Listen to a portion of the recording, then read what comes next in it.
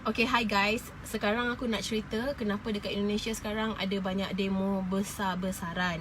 Jadi, basically Presiden Jokowi baru saja meluluskan satu undang-undang yang pada aku sangat-sangat menekan tenaga buruh, menekan dan apa orang cakap menzalimi. Itu ayat dia. Pada aku menzalimi tenaga kerja dan tenaga buruh. Jadi sebab Presiden Jokowi keluarkan undang-undang ni adalah untuk recover balik dia orang punya economics. Sebab Indonesia are now struggling financially, the whole country, bukan just the netizens of Indonesia. Jadi dekat undang-undang baru ni, antara benda-benda yang sudah dihapuskan, yang sudah di-abolish, I'm gonna go through it one by one. Aku ada notes dekat sini. Sorry terputus. Mak aku call. Biasalah, anak mak. Antara benda-benda yang dihapuskan adalah wang pesangon dihilangkan. Jadi guys, wang pesangon ni, aku sebenarnya tak tahu dekat Malaysia kita panggil apa tau. Tapi basically duit pesangon ni, duit yang kita dapat lamsam. Contohnya kalau company kita pecat kita, atau company kita suddenly retrench dia punya staff, dia akan bagi some amount of money kan untuk dia punya staff to, apa orang cakap, to start over. Tapi dekat Indonesia, benda ni sekarang dah tak ada. Jadi contohnya kalau kau diberhentikan atau kau dibuang kerja, kau dibuang begitu sahaja. Okay. Lepas tu diorang juga ada abolish UMR dan UMP. UMR ni maksudnya upah minimum regional, dan UMP maksudnya upah minimum provinsi. Jadi sekarang dekat Indonesia tak ada sebarang upah minimum. Jadi kalau company kau nak bayar kau 50 sen 3 jam, pun boleh. Dia tak boleh maksudnya kalau company tu buat tu, there are no law to protect you from such apa yang panggil, from such cruelty, maybe you can say that. Lepas tu upah buruh dihitung per jam. Dia tak hitung per bulan, dia hitung per jam.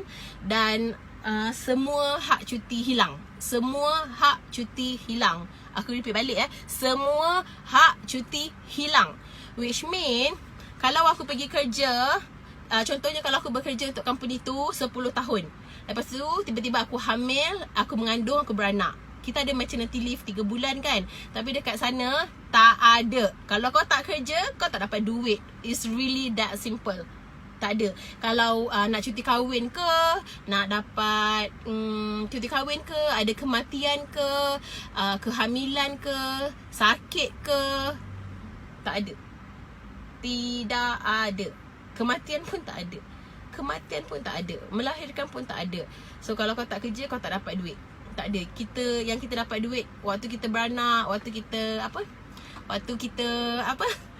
kita astagfirullahalazim, aku kena beranak balik. Lepas kita pantang, maksudnya during kita pantang, semua tu kita tak dapat duit lah. Kalau kat sini kan kita dapat.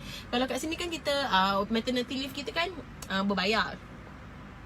Lepas tu tidak ada status karyawan tetap. Semua karyawan berstatus tenaga kerja harian. Okay? You are on daily basis. Lepas tu perusahaan boleh memberhentikan staff secara sepihak.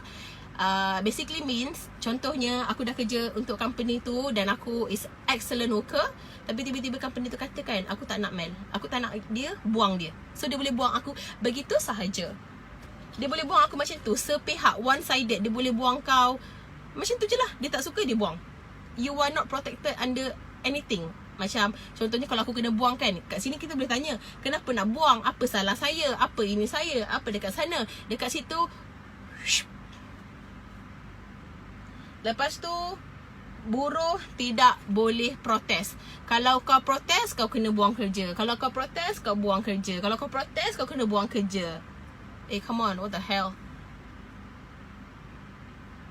Kelakar tau, sebab Indonesia is a democratic country. Diorang semua ada, diorang boleh protes lah. Though aku tak adalah agree to go to certain extent of violence, tapi those people wanted to be heard, and the government is not doing anything about it. Lepas tu cuti hari raya tanggal merah. Kalau dekat Malaysia kita sebut cuti umum, kita sebut public holiday. Kalau dekat Indonesia, diorang sebut public holiday tu sebagai tanggal merah. Dekat kalender dia, yang tanggal-tanggal merah, yang hari bulan dia, bulan dia color merah, dia punya angka tu kalau color merah means hari tu hari public holiday. Dan untuk cuti hari raya hanya 1 hari saja dan tak boleh tambah cuti. So kau fikir-fikir je lah, 1 hari raya. Contohnya kalau kau kerja dekat Jakarta, kau punya kampung dekat Padang, macam kampung aku, sehari sempat nak berak dengan kencing je. Lepas tu istirahat, dia punya break time untuk hari Jumaat hanya 1 jam saja, including untuk sembahyang Jumaat. So far korang faham tak? Faham tak? Kalau korang tak faham, korang call aku. So aku tak tahu lagi macam mana nak explain bagi korang faham. Jadi basically dekat sini, contohnya kalau isteri kau hamil, isteri kau sakit, isteri kau melahirkan, tak dapat duit. Kalau kau kena berhentikan bodoh-bodoh, tak dapat duit. This is horrible, you know. Lepas tu contohnya macam company ni buat semua benda-benda ni terhadap kau. Company tu tak boleh dikenakan sebarang tindakan undang-undang. Means company tu kebal tau. Tak boleh didenda, tak boleh dikenakan hukuman apa pun. So aku tak faham macam mana Indonesia boleh approve this kind of thing.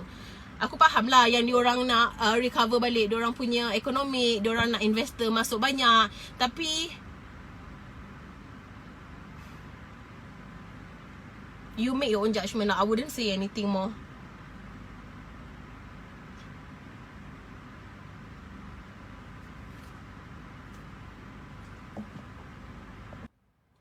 Aku lupa. Diorang sebenarnya diorang buat law ni somehow macam kita punya bad government hari tu lah. Jadi diorang buat law ni, korang bayangkan they talk about it, they discuss about it before. I think from early of this year, they already spoke about this law. Tapi baru cakap-cakap je lah. Yang dia betul-betul discuss untuk meluluskan 4 hari bulan tau. 4 hari bulan malam diorang discuss, 4 hari bulan malam, 5 hari bulan diorang dah implement. Macam itu sahaja. Dan during diorang punya sidang, dekat dalam diorang punya parlimen, during diorang punya sidang, adalah beberapa orang yang mewakilkan suara rakyat, ada beberapa orang yang go against it. So bila orang-orang ni bercakap, bila wakil rakyat ni bercakap, tiba-tiba in the midst of speaking, diorang punya mic kena turn off by the Secretary General of DPR, Dewan Perwakilan Rakyat. Dia tengah cakap ni, dia tengah menentang undang-undang ni, tiba-tiba orang go and mute his mic. Mute his mic tau.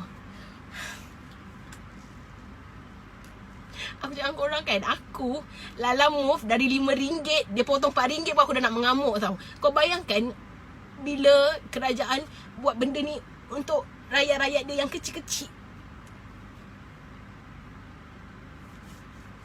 I just hope there's a way out for Indonesia from this. And whatever it is, semoga Indonesia baik semula.